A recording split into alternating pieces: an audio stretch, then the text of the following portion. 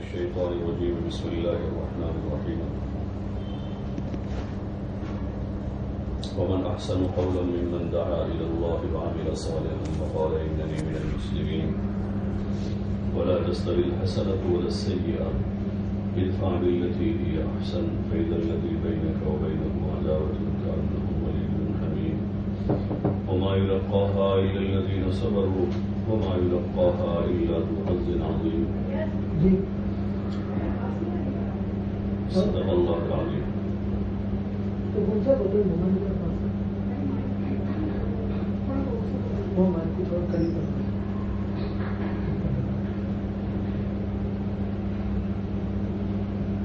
محترمات و مکرمات پردانشین خواتین،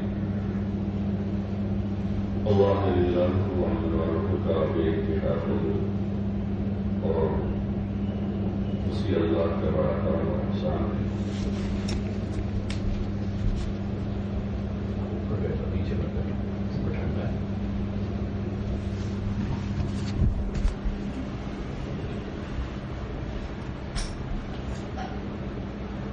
اللہ ہی نے اپنے فضل سے اپنے کرم سے ہم کو مسلمان بنایا ہے.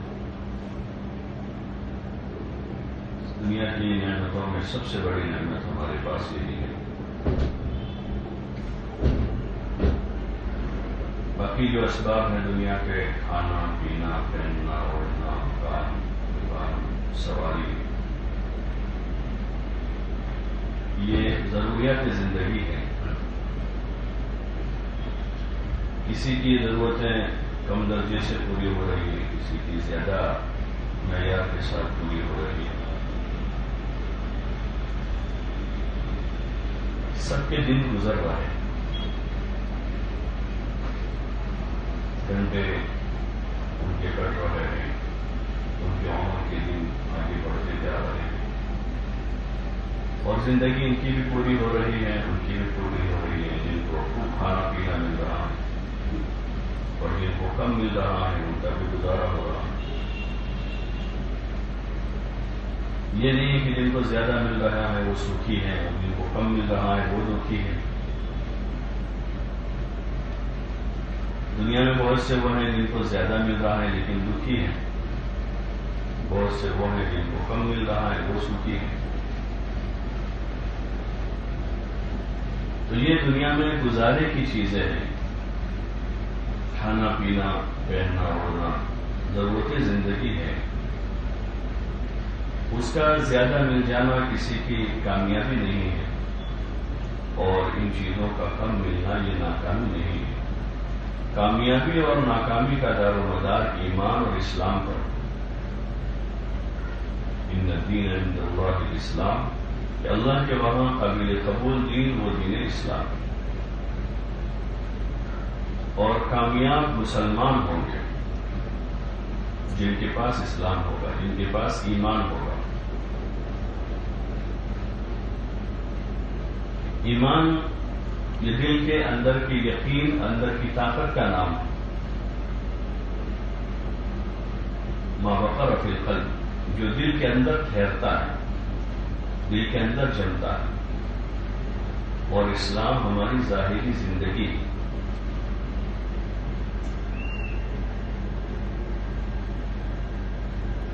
جتنے درجے کا ایمان دل کے اندر ہوگا اتنے درجے دل کے اندر سکون، اطمینان، عافیت، راحت.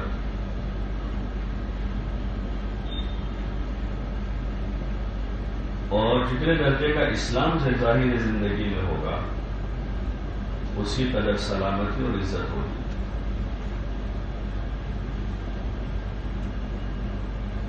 اور ان چیزوں میں کمی رہی تو جتنی کمی ہوگی اس کمی کے بقدر دنیا آخرت دونوں جہان میں اس کا نقصان اٹھانا ہوگا.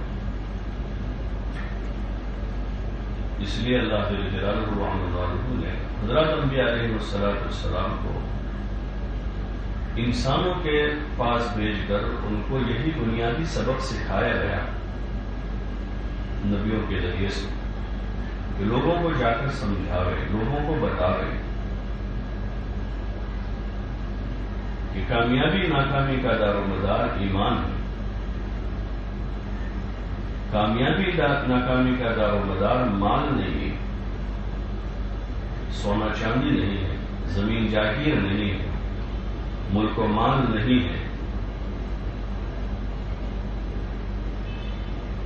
بلکہ کامیابی اور ناکامی کا دار و مدار ایمان اور اعمال ہے۔ جتنا ایمان اور عمل مضبوط ہوگا اسی کے بقدر کامیابی آئے گی۔ بغیر مال و دولت کے بھی کامیاب، بغیر ملک و مال کے بھی کامیاب، بغیر زمین و جاگیر کے بھی کامیاب ہوں گے۔ حضرات انبیاء علیہ السلام میں سے اکثر دنیا میں قلت اسباب کے ساتھ رہے، ان کے پاس ملک و مال زمین جاگیر نہیں تھی۔ زیادہ تر انبیاء وہی ہیں، بہت کم انبیاء علیہ السلام ہیں جن کے پاس حکومت کی مال تھا، زیادہ تر وہ ہیں جن کے پاس اسباب کی قلت رہی۔ اور خود امام الانبیاء والمرسلین حضرت نبی کریم صلی اللہ علیہ وسلم آپ نے فقر کے ساتھ زندگی گزاری ہوئی۔ بچپن کا آپ کا حال، پیدائش سے پہلے والد محترم کا انتقال ہو گیا، 6 سال میں والدہ کا انتقال ہو گیا، 8 سال کی عمر ہوئی دادا کا انتقال ہو گیا، جو سہارے تھے سارے سہارے چلے گئے۔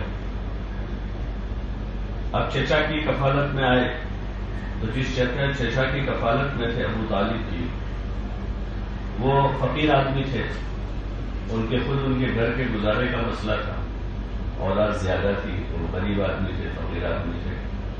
حضور علیہ السلام نے بکریاں چرائی اجرت پر اور اپنے چچا کی مدد کی جن کے گھر میں آپ رہتے تھے۔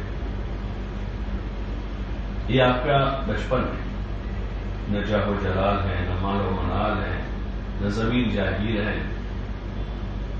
اسی حال میں آپ بڑھتے پڑھتے جوان ہوئے، بڑے ہوئے۔ آپ علیہ السلام کو اللہ پاک نے نبوت کی دولت سے سرفراز فرمایا، اور آپ کی زندگی جو ہے وہ اسی طرح سے گزرتی رہی۔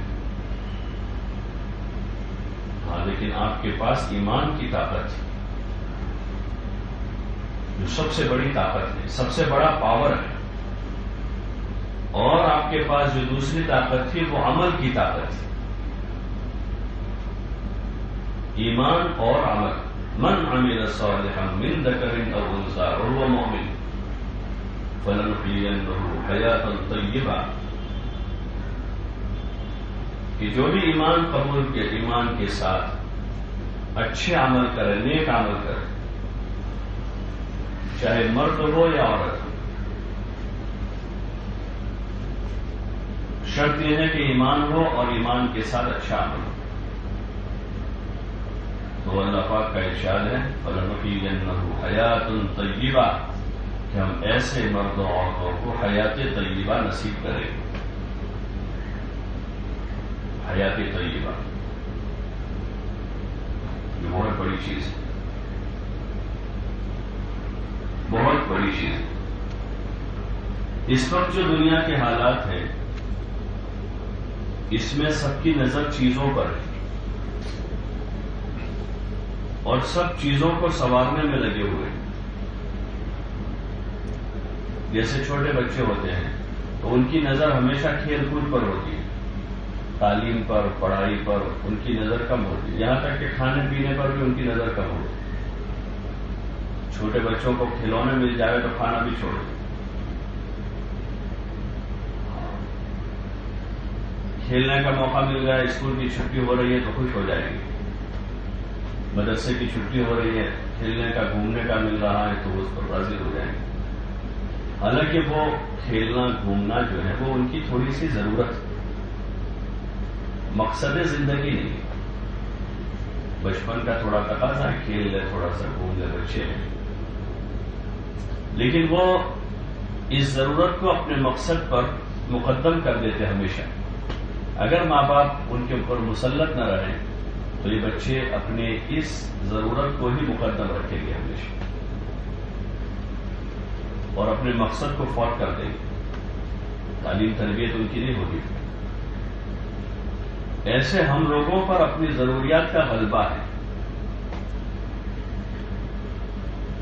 کھانا پینا، پہننا اوڑھنا، دیگر ضروریات، اسی میں ہمارے بھی دن کٹتے ہیں. اور جو ہمارا مقصد ہے ایمان و عمل، ایمان بنا کر اللہ سے تعلق پیدا کرنا اور عمل بنا کر دنیا میں اعمال کے ذریعے سے اللہ کے خزانوں سے نفع اٹھانا اور اللہ کی مدد اور نصرت کو اپنے ساتھ کرنا، جس کے ہم 24 گھنٹے محتاج ہیں.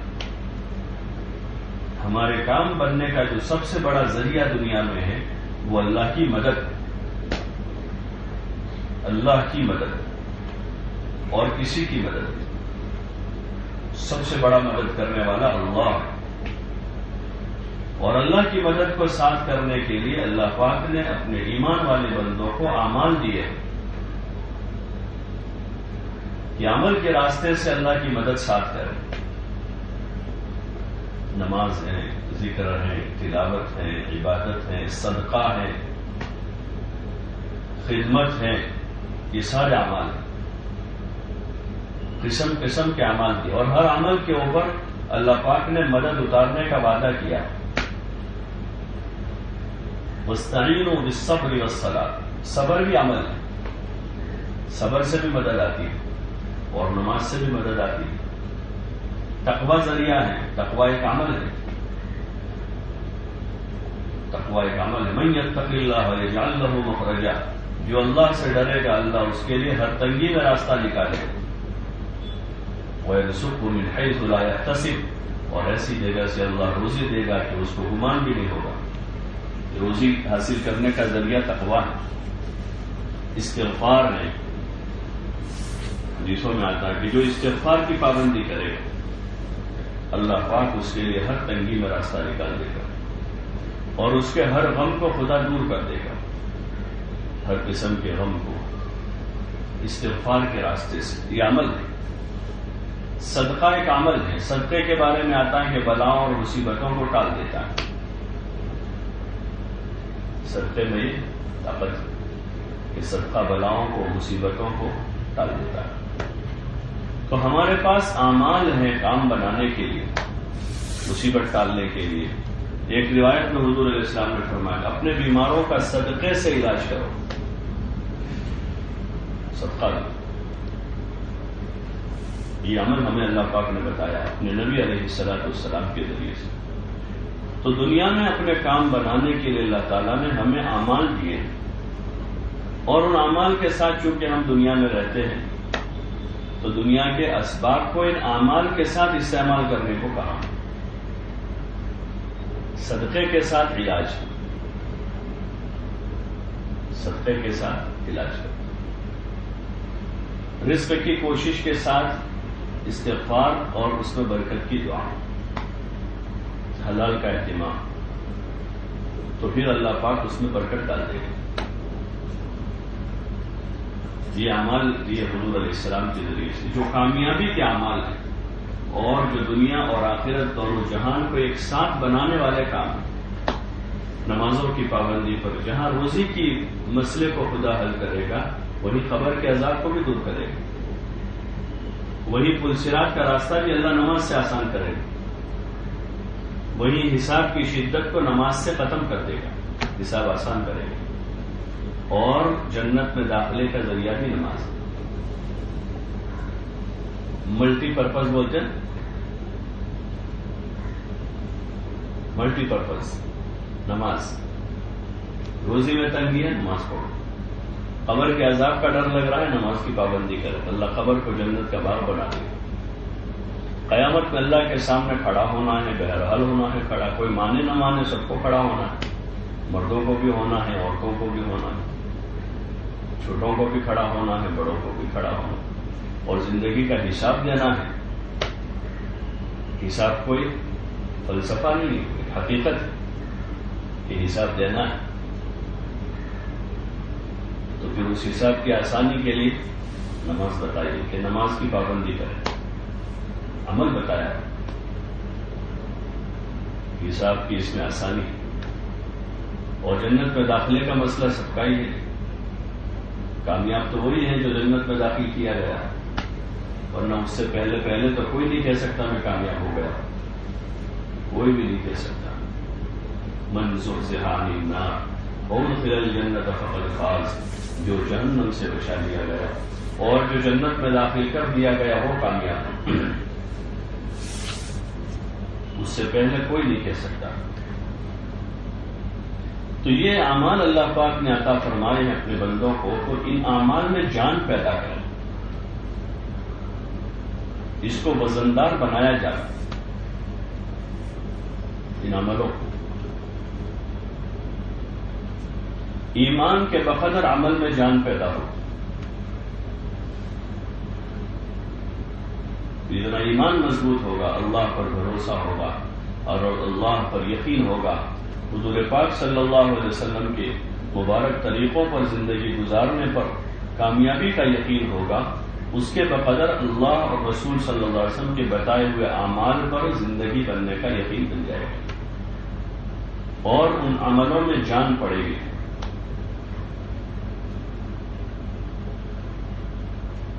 اب عمل کی طرف رغبت بڑھے گی، بجائے چیزوں کے اعمال کی طرف آئیں گے۔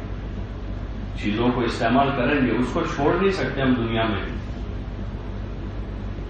کھانا پینا پہننا اوڑھنا کیسے چھوڑ سکتے ہیں؟ لیکن وہ ہمارا مقصد نہیں ہوگا کہ صبح شام اسی کی بات ہے۔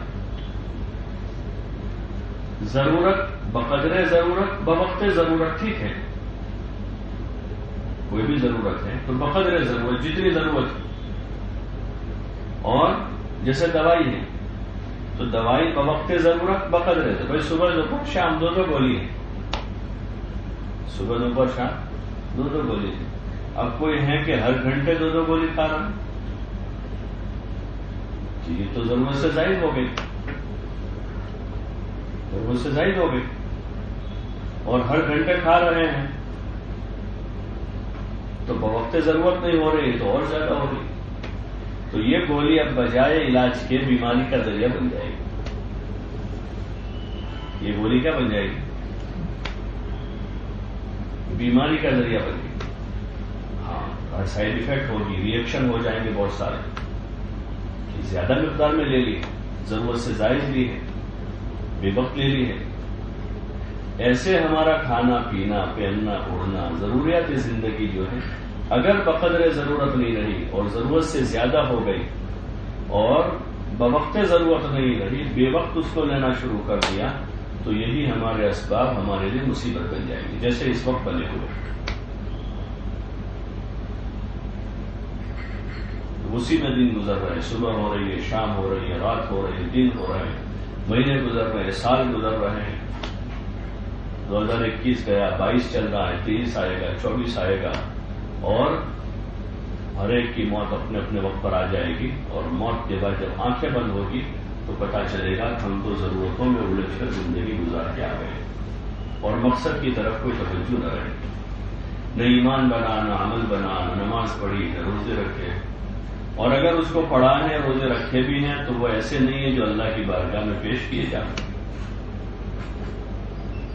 بارگاہ خداوندی میں پیش کرنے کے قابل نہیں عمل، اس میں کوئی جانی نہیں ہے،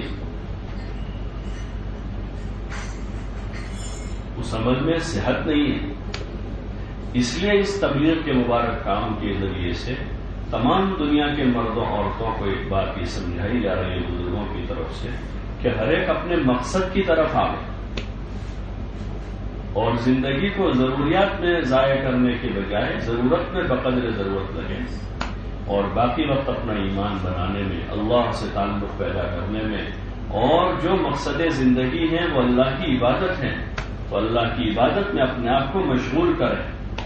5 وقت کی نماز جو ہے اہتمام کے ساتھ، جیسے مردوں کے لیے مسجد میں اذان ہوتی ہے اور وقت طے ہوتا ہے کہ ظہر کی نماز 1:15 بجے پر ہے، عصر کی نماز 5:45 بجے ہے، مغرب کی نماز 7:30 بجے ہے، عشاء کی نماز 9 بجے ہے، وقت کی تعین ہوتی ہے تو مرد لوگ دکانوں سے، آفسوں سے، کاروبار سے، پکے نمازی جو ہوتے ہیں وہ وقت پر جا کر باجماعت نماز ادا کرتے ہیں۔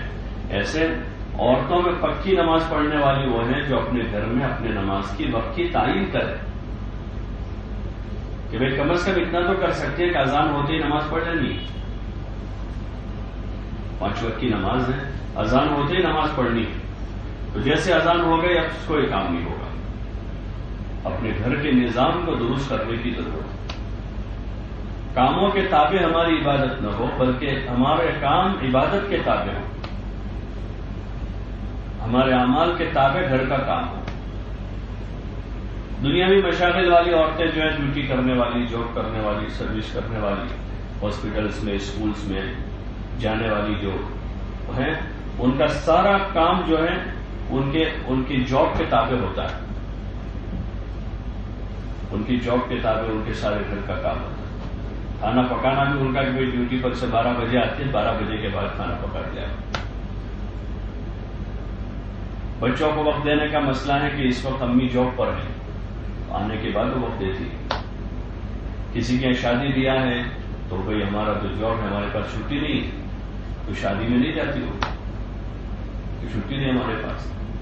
نانی بلا رہی ہے نواسوں کو، کہہ رہی ہے کہ ہمارے ابا فری نہیں ہے، ابھی تو ہم بیزی ہیں، یا ہمارے ابا کے پاس چھٹی نہیں ہے۔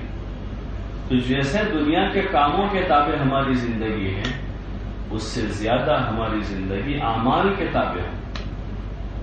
نمازوں کے اوقات گھر میں طے ہو، چھوٹے بڑے، مرد عورتیں، مرد ہیں بالغ مکلف ہیں وہ مسجد جا کر ادا کریں، اور نابالغ بچے اور گھر کی عورتیں اپنے گھر میں اپنے نماز کے اوقات کی تعین کر کے اس کو اللہ کا بہت بڑا فریضہ سمجھ کر کہ اللہ کا بڑا فریضہ ہے، بڑے اللہ کا یہ حکم ہے، اللہ سب سے بڑا ہے، اللہ کا حکم بھی سب سے بڑا ہے، اللہ کے حکم کے اوپر کسی کا حکم نہیں ہو سکتا۔ نماز بہت بڑی عبادت ہے، مقصد زندگی ہے، اپنے گھروں میں اس کی پابندی کریں، اور نماز کے اعلیٰ ذکر تلاوت عبادت کی فضا گھر میں بنا، ہمارے گھر کی یہ پہچان ہو کہ اس گھر میں نماز کے ساتھ ذکر ہے، تلاوت کلام پاک ہے، اس گھر میں دین کی فضائل کی تعلیم ہے، اور گھریلو زندگی میں ہمارے معاشرت میں دین، عبادتوں کے ساتھ ساتھ ہماری معاشرت سے ہمارا دین نظر آ رہا ہو، طرز زندگی، کلچر، تہذیب۔ ایک تہذیب وہ ہے جس تہذیب کو حضور علیہ السلام نے جنم دیا، اس تہذیب اور اس کلچر کی، اس معاشرت کی بنیاد حیا پر ہے، اس معاشرت کی بنیاد سادگی پر ہے، اس معاشرت کی بنیاد صفائی اور پاکی پر ہے۔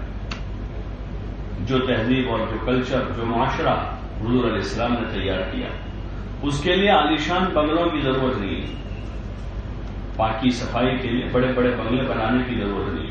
حضور علیہ السلام نے مدینے کی ایک چھوٹی سی بستی میں، جہاں پکے گھر نہیں تھے، کچے گھروں میں ان کچے گھر والوں کو تعلیم دی پاک رہنے کی، صاف ستھرا رہنے کی، حیا اور پردے کے ساتھ رہنے کی۔ جہاں کپڑے کی دکانیں نہیں تھی مدینے میں، وہاں حضور علیہ السلام نے حیا اور پردے کے ساتھ رہنے کی تعلیم دی۔ آپ علیہ السلام نے تعلیم دی جہاں پورا کپڑا نہیں ہوتا تھا۔ ایک صحابی رضی اللہ عنہ کے بارے میں آتا ہے جو نماز کے لیے تشریف لاتے فجر میں، اور نماز پڑھنے کے بعد چلے جاتے تھے۔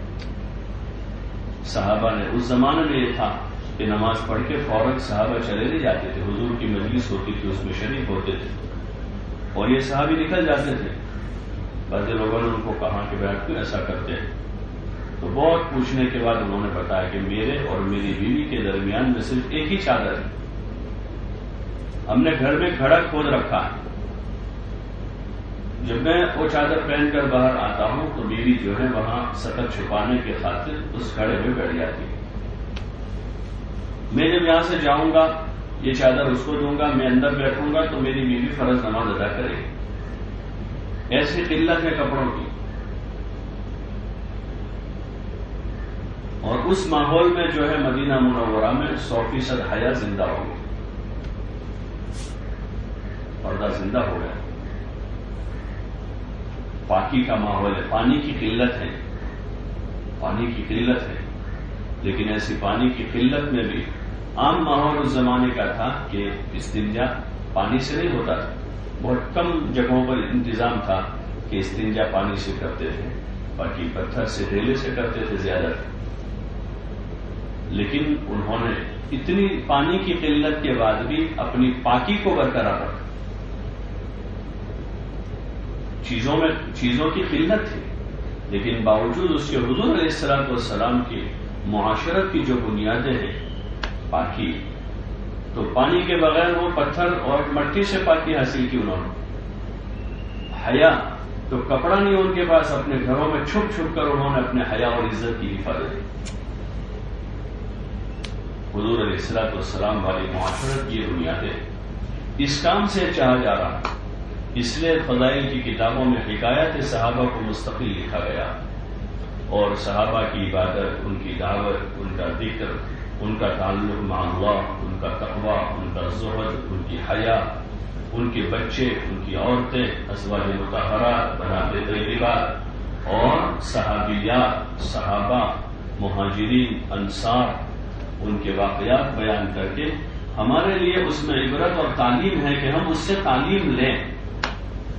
خالی کتاب پڑھنے سننے کے لیے نہیں ہے، بلکہ تعلیم کے واسطے ہے، تعلیم کے واسطے ہے۔ تعلیم صرف پڑھنا سننا نہیں، تعلیم پڑھنے سننے کے بعد اس کو سیکھنا سمجھنا ہے اور اس کو اپنی زندگی میں داخل کرنا ہے۔ اس لیے یہ مبارک زندگی کو گھر میں وجود دینا ہے، یہ مطلوب ہے اس کام سے، کہ ہمارے گھر میں جیسے جیسے دین آتا جا رہا، عبادت کا ماحول بنے، ذکر و تلاوت کا ماحول بنے، بچوں بچیوں میں حیا کا ماحول بنے، سادگی کا ماحول بنے، دین کا علم سیکھنے کا جذبہ پیدا ہو، خدمت کا جذبہ پیدا ہو، چھوٹے بڑوں کی تمیز اور ادب پیدا ہو، پڑوسیوں کے ساتھ حسن سلوک، رشتہ داروں کے ساتھ صلہ رحمی کا جذبہ پیدا ہو، زیادہ سے زیادہ ہر کام میں اللہ کو خوش کرنے کا جذبہ پیدا ہو، اور کوئی جذبہ نہ ہو کہ صرف اللہ راضی ہو جائے، اللہ خوش ہو جائے ہماری نماز سے، ہمارے روزوں سے، ہمارے ذکر سے، ہماری تلاوت سے، ہماری خدمت سے، ہماری صلہ رحمی سے، ہمارے اخلاق سے، ہمارے خرچ کرنے سے اللہ راضی ہو، اس لیے کہ اسی عمل کا بدلہ ملے گا جو اللہ کے لیے کیا گیا ہو، ورنہ جو اللہ کے لیے کیا ہوا نہیں اس کا تو کوئی بدلہ ہی نہیں، وہ تو ریجیکٹ ہو گیا۔ کہ جو عمل اللہ کے لیے ہوگا اسی کا بدلہ ہے، باقی سب ریجیکٹ، اس کا کوئی بدلہ نہیں۔ اللہ کے لیے کرنے کا جذبہ بنے اندر، ہم اور کچھ نہیں چاہتے ہیں، اللہ چاہتے ہیں اللہ راضی ہو جائے، اللہ راضی ہو جائے، اور اللہ راضی ہو کر ہماری آخرت کی زندگی بنائے۔ اس لیے دنیا میں 19-20 رہے گی، اس پر صبر کر لیں، اللہ سے عافیت مانگتے رہیں دنیا میں بھی، کہ اللہ عافیت دے دے، صحت دے دے، قوت دے دے، عزت دے دے، لیکن پھر بھی ہمارے مانگنے کے بعد بھی اگر اس میں کچھ کمی رہ گئی تو اس پر صبر کریں گے، واویلا نہیں کریں گے۔ یہ ایمان والوں کا کام کہ چاہتے تو سبھی ہے دنیا میں اچھی زندگی گزارے، تندرست رہے، فراوانی رہے، عزت ملے، لیکن ان چیزوں میں اگر کمی رہی باوجود اپنی چاہت کے بھی، اور باوجود ہے کہ ہم نے اس کے اسباب بھی اختیار کیے، اچھے اعمال، اللہ کو راضی کرنے کا جذبہ بھی پیدا کیا، لیکن پھر بھی اس کے بعد بھی اگر اس میں کچھ کمی رہ جائے گی تو صبر کے ذریعے سے اس کو جھیلنا ہے، واویلا نہیں کرنا کہ کیا کرے ہمارے تو حالات ہی ایسے ہیں، 50 سال ہو گئے، والدہ نے بھی ایسی زندگی گزاری، میں بھی ایسی گزار رہی ہوں، ہمارے بچوں کا بھی یہی ہے۔ واویلا نہ کریں، اللہ سے کہیں کہ اللہ حالات کو دور کرنے والا تو تو ہی، ہمارے حالات کو ٹھیک کر دے۔ اگر حالات ٹھیک ہو گئے تو ہو گئے، اور نہیں ہوئے تو اس پر اجر ملے گا۔ اس نے صبر والی زندگی بھی سکھائی۔ حضور صلی اللہ علیہ وسلم، صحابہ اور ازواج مطہرات کی زندگی کو غور سے ہم پڑھیں، ان واقعات میں غور کریں کہ انہوں نے کیسے حالات کے ساتھ دنیا میں زندگی گزاری۔ ہاں، ان کے پاس صبر، وہ صبر میں آسانی تھی، صبر والوں کے لیے بڑی آسانی، کوئی مشکل نہیں۔ گھر میں بجلی نہیں ہے، صبر کے ساتھ سب بیٹھے، کوئی تکلیف نہیں، 1 گھنٹہ 2 گھنٹے ہو گئے، 3 گھنٹے 5 گھنٹے، صبر کر رہے ہیں، اللہ سے کہہ رہے ہیں کہ اللہ آسانی کر رہے ہیں۔ اور اگر صبر نہیں ہے تو واویلا ہو جائے، یہاں سے بچے پکاریں گے امی کب بجلی آئے، امی کہے جا رہے کیا کریں، وہاں سے کوئی چلا رہا ہے، وہاں سے کوئی چلا رہا ہے، رات بھر ایسے گزارا، پھر صبح دن بھر، اب صبح لائٹ آ گئی تو پھر اگلے دن پورا دن چلے گا، کیا کرے، رات میں لائٹ ہی نہیں تھی، نیند ہی نہیں آئی، مچھر بہت تھے، یہ بہت تھا، تو اگر صبر کر لیا تو سارا قصہ ہی نہیں رہے گا۔ اور صبر نہیں کیا تو رات جاگنے میں گئی، دن واویلا کرنے میں گزرے گا، اور وہی منتقل ہوگا بچوں میں کہ لائٹ جاتی ہے تو ایسے ایسے بولنا پڑتا ہے سب، ماں سے بچے سیکھ رہے ہیں، اس لیے سکھایا ہے۔ تو میں نے ایک مثال دی ہے بجلی کی، جس سے گزرنا پڑتا ہے لوگوں کو، باقی زندگی کے بہت سارے کام ہیں کہ ہماری مرضی اور چاہت کے مطابق نہیں ہوتے، تو اس وقت ہمیں تعلیم دی ہم صبر کریں، اللہ سے کریں، اللہ صبر والوں کے ساتھ، واویلا کرنے والوں کے ساتھ نہیں، شور مچانے والوں کے ساتھ نہیں۔ حضور علیہ السلام نے صبر کی تلقین کی ہے کہ صبر کریں، اس لیے حضور صلی اللہ علیہ وسلم کے صحابہ کے ازواج مطہرات اور بنات طیبات کے صحابہ صحابیات کے جو واقعات ہیں فضائل کی کتابوں میں حضرت شیخ نے اس کو نمونے کے طور پر کچھ نقل کیے، جو کتابیں ہمارے گھروں میں روزانہ پڑھی جاتی ہیں، فضائل اعمال صدقات، اس کو ہم تعلیم کے واسطے پڑھیں، ہم بھی اس سے سیکھیں، سبق لیں، اپنے بچوں کو اس میں سے سبق پڑھاویں کہ دیکھو بیٹا یہ حضرت انس رضی اللہ عنہ، اور یہ حضرت ام سلیم، اور یہ حضرت مصعب بن عمیر، یہ حضرت عمار، یہ حضرت صفیہ، یہ حضرت بلال، ان کے واقعات کو ان کو اچھی طرح سے پلا دیں تاکہ ان کے جذبات وہ بنے جو ان کے، ورنہ بچوں کے جذبات کچھ اور ہو جائیں گے، دنیا دار بننے کے جذبات ہو جائیں گے، بچیوں کے جذبات کچھ اور ہو جائیں گے، دنیا کی آوارہ عورتوں جیسے جذبات بن جائیں گے، گھومنے پھرنے کے، ٹہلنے کے، اچھے اچھے کپڑوں کے، اور عیش و عشرت میں زندگی گزارنے کے۔ اس لیے کوشش کرنی ہے کہ اپنے گھر میں تعلیم کے حلقوں کو جمائیں، فکر کے ساتھ روزانہ تعلیم کریں، اپنی بچوں بچیوں کو لے کر بیٹھیں، پوتے نواسے ہیں ان کو بھی لے کر بیٹھیں۔ حضرت جی رحمۃ اللہ علیہ فرماتے تھے چھوٹے دودھ پیتے بچوں کو بھی گود میں لے کر بیٹھ جاؤ، ان کے کان پر بھی اللہ رسول کی باتیں پڑھتی رہے، اور روزانہ تعلیم تو ہماری ہوگی 15-20 منٹ، آدھا گھنٹہ، اس تعلیم کے علاوہ جو 23.5 گھنٹے ہمارے گھر کے ماحول میں گزریں گے، اس ماحول میں اللہ رسول کی باتیں چلتے پھرتے، اٹھتے بیٹھتے، سوتے جاگتے۔ حضرت مولانا علی میاں صاحب رحمۃ اللہ علیہ ایک بڑے بزرگ گزرے ہیں، انہوں نے کتاب لکھی سیرت سید احمد شہید رحمۃ اللہ علیہ، اور وہ کتاب ہدیے میں پیش کی حضرت مولانا الیاس صاحب رحمۃ اللہ علیہ، بھیجی ان کو۔ کچھ مدت کے بعد مولانا علی میاں صاحب تشریف لے گئے دہلی، تو مولانا الیاس صاحب سے ملاقات ہوئی تو مولانا الیاس صاحب نے فرمایا کہ مولوی علی میاں، آپ نے جو مجھے کتاب بھیجی ہے وہ کتاب پڑھ کر میرے علم میں کوئی اضافہ نہیں ہوا، وہ کتاب پڑھ کر میرے علم میں کوئی اضافہ نہیں ہوا، اس لیے کہ جو قصے تم نے سید احمد شہید کے اس کتاب میں لکھے ہیں وہ قصے تو میں اپنے گھر کی دادیوں اور نانیوں سے سن چکا تھا سارے پہلے، یعنی ان کے گھرانوں میں یہ ماحول تھا پرانے لوگوں کے یہاں کہ وہ اپنے بچوں کو، بچیوں کو، پوتوں کو، نواسوں کو اللہ رسول کی باتیں، صحابہ کی، بزرگوں کی باتیں سناتے تھے۔ جو میں نے آج کہا کہ 23.5 گھنٹے چلتے پھرتے، 23.5 گھنٹے چلتے پھرتے اپنے گھر میں رہتے ہوئے اپنے بچوں کو ان کتابوں میں جو واقعات ہم نے پڑھے ان کو سنا، موقع بموقع۔ بچوں میں بہت زیادہ فیشن پرستی کا شوق پیدا ہو رہا، ان کو مصعب بن عمیر کا قصہ سنا، دیکھو بیٹا یہ بھی ایک نوجوان نوعمری میں اسلام قبول کیا، 200 درہم کا جوڑا پہنتا تھا اور مہنگی سے مہنگی خوشبوئیں استعمال کرتا تھا، لیکن جیسے حضور کے ہاتھ پر ایمان قبول کیا تو اب ایمان لانے کے بعد کی زندگی دیکھو، وہ کیسے چمک گئے دنیا میں، اللہ نے ان کو چمکایا، مدینے والوں کے اسلام کا ذریعہ بنایا۔ انہوں نے اپنی مرضی سے، اپنی پسند سے 200 درہم کے جوڑے کی چاہت کو چھوڑ دیا، اپنے اس بچے کو سمجھاوے جس کا دل زیادہ کپڑوں میں لگ رہا۔ یہ حضور کا طرز ہے، جہاں آپ دیکھتے تھے اپنے اولاد کو اور اپنے صحابہ کو کہ ان کا رجحان دنیا کی طرف ہو رہا ہے تو فوراً حضور ان کو آخرت کی طرف لاتے تھے۔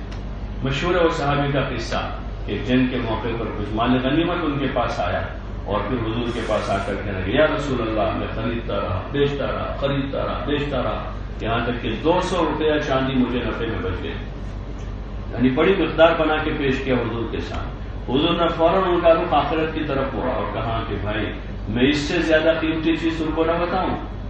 تو کہنے لگے یا رسول اللہ ضرور بتائیے. تو حضور نے فرمایا کہ فرض نماز کے بعد 2 رکعت نفل پڑھنا وہ تمہاری اس تجارت سے بھی افضل ہے. ان کا رخ موڑ دیا دھیرے سے.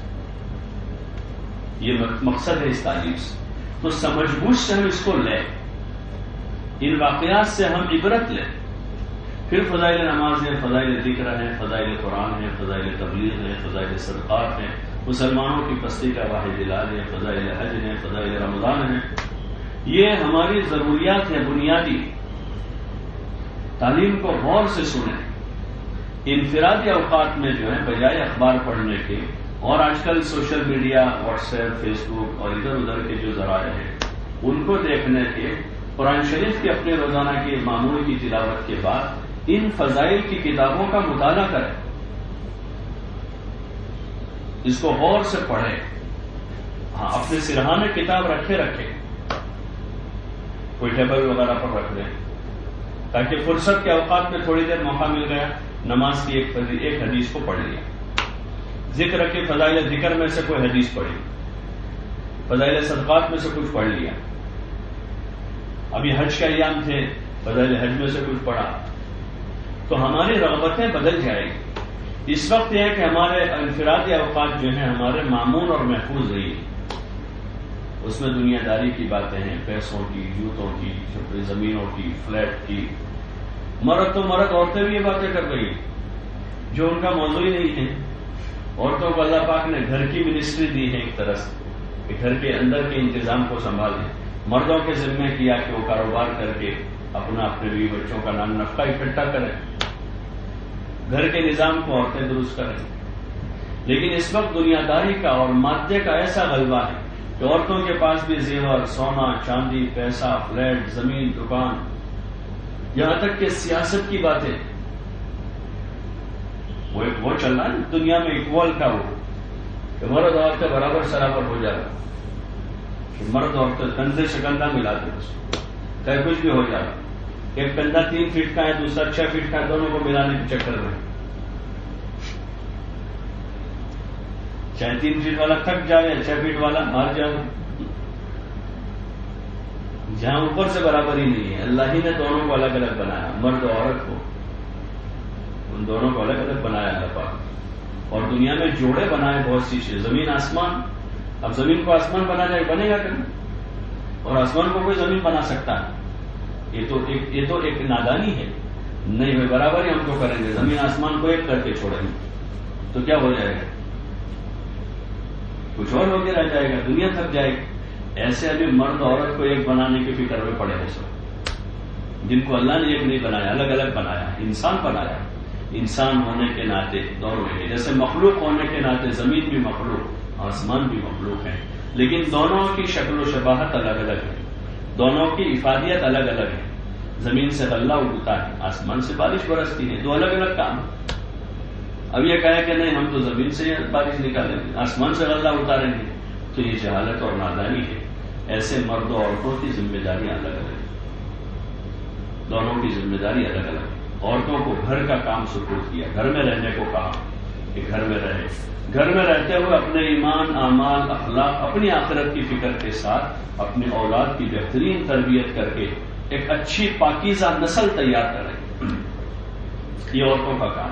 جیسے مردوں کو کہا کہ حلال پاکیزہ روزی لا، ملاوٹ نہ کرے، چوری نہ کرے، غبن نہ کرے، سود نہ لاؤ، جھوٹ نہ بولے. عورتوں سے کہا کہ اپنے گھر میں رہ کر اپنی عفت و عصمت کی حفاظت کریں، ایک پاکیزہ نسل تیار کریں، پاکیزہ صاف ستھری نسل تیار کریں. جو نسل بے ایمانی سے، جھوٹ سے، سود سے، اور جو نسل جو ہے وہ زنا سے اور اس قسم کے جتنے دوائی زنا ہیں ان تمام چیزوں سے پاک اور صاف ہو. یہ اسی وقت ہوگا جب گھر کی خاتون پاک دامن ہو، اور اس کی پاک دامنی کا دار و مدار جو ہے وہ اس کی عفت و عصمت پر ہے کہ وہ باحیا کے ساتھ اپنے گھر میں رہے.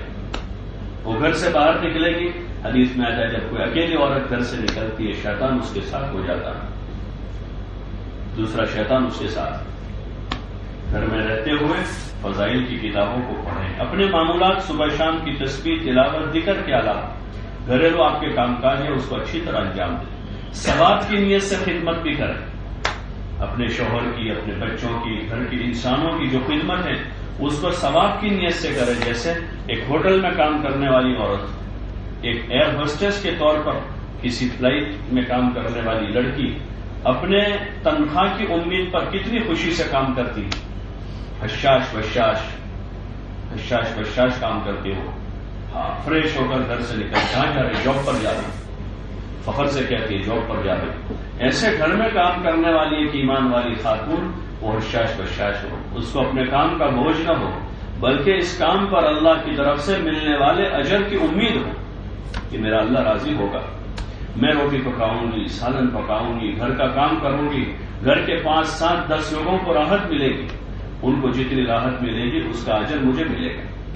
ان لقموں کے ذریعے سے ان کو طاقت قوت ملے گی. یہ لقمے کھا کر وہ نماز پڑھیں گے، قرآن پڑھیں گے، حلال کمائی کریں گے، ان سب میں میرا حصہ ہو جائے گا. ایسی بشاشت کے ساتھ اپنے گھر والوں کی خدمت کرے، بوجھ نہ سمجھے.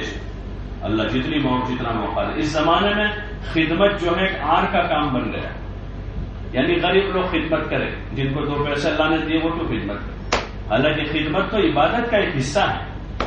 ہمارے مذہب میں جو ہے خدمت پر تو اجر ہے، جیسے نماز پر ثواب ہے، روزے رکھنے پر ثواب ہے، صدقہ دینے پر ثواب ہے، ایسے خدمت پر تو ثواب ہے اللہ کے وہاں سے. بڑی چیز ہے. ایک موقع پر حضور علیہ السلام ایک سفر میں جا رہے تھے، سواریوں کی کمی تھی، تو نوبہ یعنی باری باری سواریوں پر سوار ہو رہے تھے. تو حضور علیہ السلام کے ساتھ ایک صحابی کا نمبر لگا کہ تھوڑی دیر وہ اونٹنی پر بیٹھیں گے، حضور نیچے اتریں گے، اور پھر تھوڑی دیر کے بعد حضور اوپر بیٹھیں گے، وہ سواری کا رسی پکڑیں گے. تو جب حضور کی باری آئی نیچے اترنے کی تو صحابی نے کہا یا رسول اللہ آپ بیٹھے رہے، آپ کی باری پر میں ہی اونٹ کی نکیل پکڑوں گا، آپ اوپر، آپ نیچے نہ آؤ. تو حضور نے فرمایا نہیں بھائی ایسی بات نہیں ہے، تم اگر اس وجہ سے ایسا کر رہے ہو کہ میں کمزور ہوں تو ایسی بات نہیں، میں تو تم سے زیادہ طاقتور ہوں. یا تو کوئی کمزور ہو تو اس کی مدد کی جاتی ہے، تو میں تو کمزور نہیں ہوں، تم میری مدد کرنا چاہتے ہو، میں تو طاقتور ہوں. یا پھر تم کو اگر ثواب کی امید ہے کہ تم کو ثواب ملے تو ثواب کی تو مجھے بھی ضرورت ہے، جتنی تم کو ضرورت ہے اتنی مجھے بھی ضرورت ہے، اس لیے آپ اوپر آ جائیے، میں نکیل پکڑوں. تو حضور پاک صلی اللہ علیہ وسلم اونٹ کی نکیل پکڑ رہے. تو ثواب کی ہم سب کو ضرورت ہے، اور خدمت کے لائن کا ثواب الگ ہے، عبادت کا ثواب الگ ہے، ذکر و تلاوت کا الگ ہے، خدمت کا ثواب ہے. تو اس لیے خدمت کو عیب نہ سمجھے. ہاں اس وقت اس زمانے میں جھاڑو لگانا، کپڑے دھونا، کسی گھر میں پوچھے بھائی کون، ہمارے گھر میں تو کام والی ہے، بڑے فخر سے لوگ کہتے ہیں. ٹھیک ہے، اگر مجبوری ہے، کوئی دینی خدمت اور کوئی دینی تقاضے ہیں اس وجہ سے کر رہے ہیں، یا معذوری مجبوری ہے تو ٹھیک ہے، ورنہ اپنے گھر کا کام خود کریں، اس پر اجر ہے، ہاں اس پر ثواب ملے گا. اور ایک بہت بڑی چیز منتقل ہوگی خدمت بچوں میں، بچیوں میں، پوتوں میں، نواسوں میں. اور جو خود خدمت کرنے کے عادی وہ کبھی دکھی نہیں ہوتے، وہ کسی کے محتاج نہیں. ان کو چائے پینے جا کر بنائی پی، کھانا کھانا ہے پکایا کھا لیا. اور اگر یہ عادت نہیں ہے تو وہ گھر محتاج رہے گا، پورا گھر محتاج ہے کہ روٹی آئے گی بن کر تب کھائیں گے، ہوٹل سے سالن آئے گا تب کھائیں گے. کہ پورا گھر بیٹھا ہوا ہے بھائی کیوں کہ بھائی ہوٹل سے راستے میں ٹریفک جام ہے، 1 گھنٹہ اور لگے گا.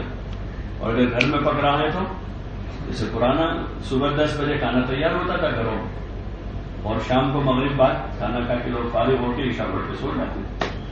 اس لیے آپ ماں بہنوں سے ہماری گزارش ہے کہ اپنے گھر میں حضور والا کلچر لانے، صحابہ والا کلچر لانے، جو اللہ کو پسند تھا، جو کلچر حضور پاک صلی اللہ علیہ وسلم کو پسند تھا، اس معاشرت کو اپنے گھر میں جگہ دیں.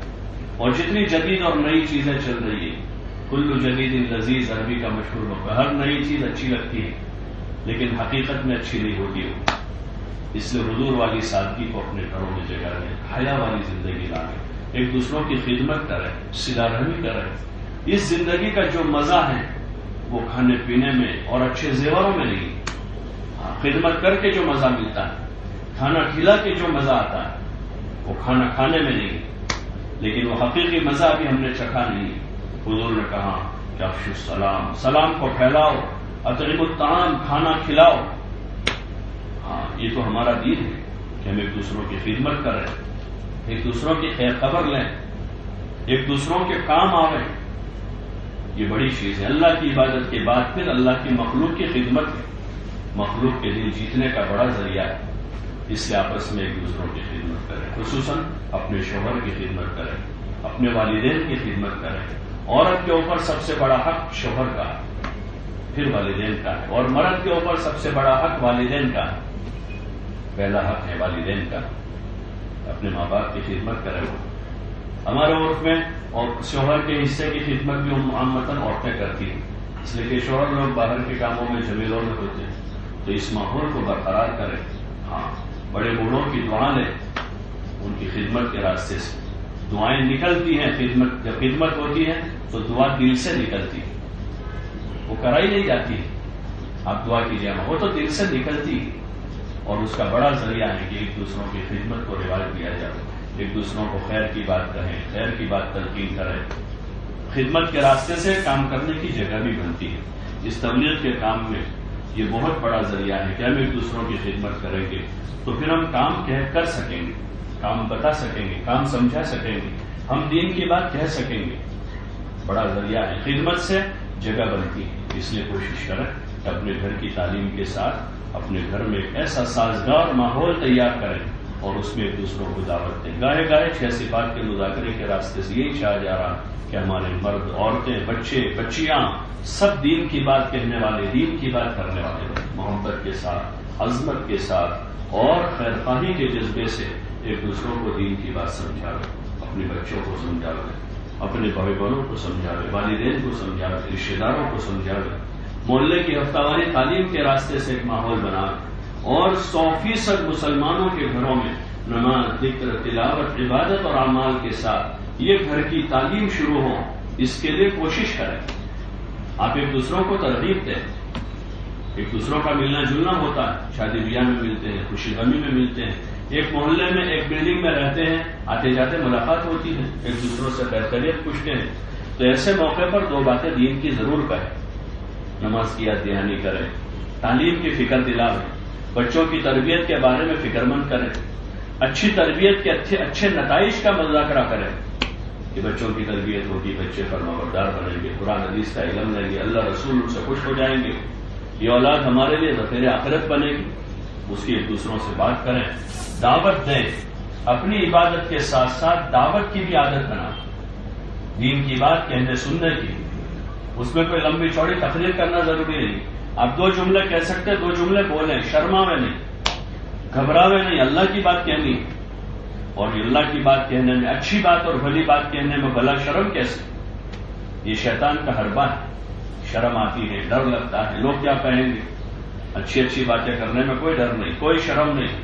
اللہ رسول کی بات ایک دوسروں کو کہیں. اسی وجہ سے یہ 6 صفات کا مذاکرہ ہے کہ اپنی زندگی میں لاتے ہوئے ان صفات کو ہم دوسروں کو ان صفات کی بات کریں، اس کے فضائل بتائیں، ترغیب دیں. تان تشنی نہ کریں، کسی کو تانا نہ دیں، بلکہ ترغیب دیں، فضائل بتائیں. ہاں، فضائل کی کتابوں میں کتنی ساری اچھی باتیں لکھی ہیں. وہی باتیں ہم یاد کر لیں، عمل کرتے ہوئے دوسروں کو بھی کہتے رہیں محبت کے ساتھ، تواضع نرمی کے ساتھ. تو انشاءاللہ اللہ پاک کی ذات سے امید ہے کہ اللہ تعالیٰ ہماری محنت کوشش کو اپنی بارگاہ میں قبول کر کے ہمارے حق میں، ہماری اولاد کے حق میں خیر کا، بھلائی کا ذریعہ بنائے گا. ہماری دنیا اور آخرت کو اللہ پاک اچھا کر دے گا. اللہ ہم سے راضی ہو کر اپنے مہمان خانے میں جنت میں جگہ دے گا، جو اصل ٹھکانے کی جگہ ہے، جو اصل قرار کی جگہ ہے. دنیا چل چلاؤ ہے، کوئی آج جا رہا ہے، کوئی کل کو جائے گا. یہاں کوئی رہنے کو نہیں آیا ہے، سب کچھ کرنے کو آئے ہیں. ہماری منزلیں جو ہے وہ موت سے شروع ہو کر آخری منزل جنت کا داخلہ ہے. اللہ پاک دین پر جمنے کی وجہ سے اور اس کی فرمانبرداری کرنے کی وجہ سے، حضور صلی اللہ علیہ وسلم کی سنتوں کا اتباع کرنے کی وجہ سے، دین کی محنت کی وجہ سے اللہ پاک ہمیں مہمان خانے میں جنت میں داخل کرے گا. پھر وہاں ہمیشہ مزے مزے کرنے ہیں. وہاں کوئی تکلیف کا کام نہیں ہے، وہاں مزے ہیں، آرام ہے، راحت ہے، ہر قسم کی آسائش اور جی کی چاہتوں کا سامان. اس لیے آپ ماں بہنوں سے ہماری گزارش ہے کہ اس کی نیت بنائیں. پیچھے زندگی میں جو کوتاہیاں ہوئی ہیں اس سے توبہ کر لیں، معافی مانگ لیں. اللہ پاک معافی مانگنے والوں کو پسند کرتا ہے، توبہ کرنے والوں کی توبہ کو قبول کرتا ہے. اڑے نہیں اپنے گناہوں پر، اپنی سستی اور غفلت پر اڑے نہیں، بلکہ توبہ کر لیں، معافی مانگ لیں اور آئندہ زندگی اچھی گزارنے کی نیت کریں. دین کی محنت میں لگے، گھر کی تعلیم، ہفتہ واری محلے کی تعلیم میں پابندی کریں.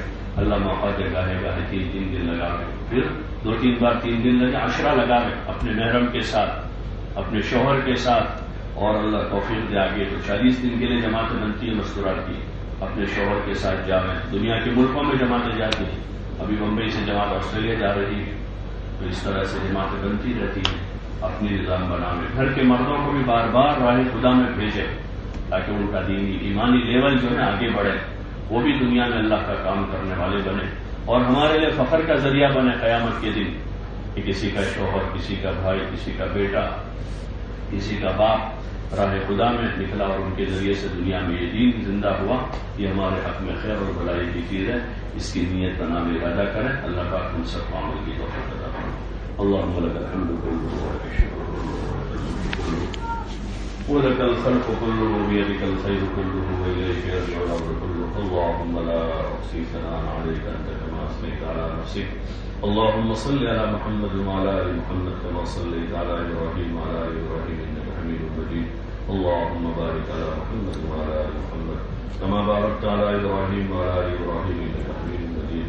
ربنا آتنا في الدنيا حسنة وفي الآخرة حسنة وقنا عذاب النار وقنا عذاب القبر وقنا عذاب الفقر وقنا عذاب الحشر وقنا عذاب الدين. اللهم أرنا الحق حقا وارزقنا اتباعه وأرنا الباطل باطلا وارزقنا اجتنابه. اللهم إنك عفو تحب العفو فاعف عنا يا كريم. اللهم إن قلوبنا ونواصينا وجوارحنا بيدك لم تملكنا منها شيئا، فإذا فعلت ذلك بنا فكن ولينا واهدنا إلى سواء السبيل. اللهم اشرح صدورنا للإسلام. اللهم حبب إلينا الإيمان وزينه في قلوبنا وكره إلينا الكفر والفسوق والعصيان. اللهم اجعلنا من الراشدين. اللهم اجعلنا من الراشدين. اللهم اجعلنا من الراشدين.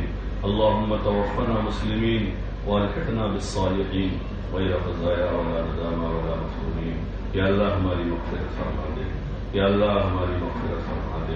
ہم گنہگار، خطاکار، سیاہکار بندے بندیاں ہیں۔ مولا عاشق کی زندگی ہم نے مجرمانہ زندگی گزاری ہے۔ مالک جانے انجانے ہم سے بہت ساری کوتاہیاں ہوئے ہیں۔ یا اللہ ہم سے بہت سارے قصور اور خطائیں ہوئی ہیں۔ مولا معذوریاں کی ہیں۔ مولا کوئی اپنے فضل و کرم سے ہمیں معاف فرما دے۔ یا اللہ تو بڑا معاف کرنے والا، بڑا رحم کرنے والا ہے۔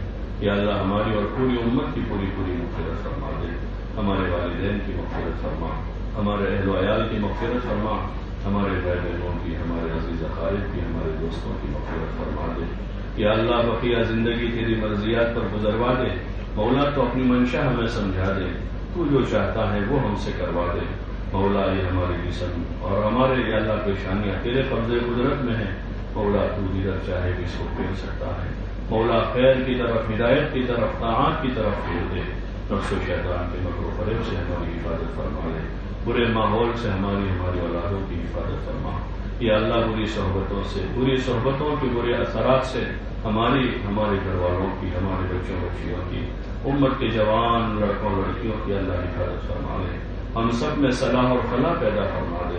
یا اللہ ہمارے اندر عبادت کا ذوق پیدا فرما، ایمان کی حقیقت نصیب فرما، اپنا ذاتی تعلق عطا فرما، حضور پاک صلی اللہ علیہ وسلم کی سچی پکی محبت نصیب فرما، آپ کے طریقوں کی عظمت ہمارے دلوں میں پیدا فرما کر آپ کے طریقوں پر جی جان سے عمل کرنے کی توفیق عطا فرما، آپ کی سنتوں کو دنیا میں زندہ فرما دے۔ یا اللہ ہمارے گھروں میں حضور والی معاشرت کو زندہ فرما دے۔ یا اللہ حضور کے طریقوں کے خلاف زندگی کے جن شعبوں میں اللہ جو چیزیں رائج ہوئی ہیں عافیت کے ساتھ پوری دنیا سے ختم فرما دے۔ یا اللہ پوری دنیا سے اس فیشن پرستی کی لعنت کو ختم فرما کر یا اللہ پوری دنیا میں امن و امان کی فضائیں قائم فرما، عبادت کا ذوق عطا فرما، تو جیسی چاہتا ہے ویسی نماز پڑھنے کی توفیق عطا فرما، ہماری عبادتوں میں صفت احسان پیدا فرما، نفع والا علم عطا فرما، گمراہی اور ضلالت والے علم سے مولا ہماری پوری حفاظت فرما، مولا ہماری پوری حفاظت فرما، جو جانتے ہیں اس پر عمل کی توفیق عطا فرما، اور جو نہیں جانتے مولا تو یہ اپنے فضل و کرم سے ہمیں سکھا دے۔ یا اللہ علم حاصل کرنے کا شوق اور جذبہ ہمارے اندر پیدا فرما دے۔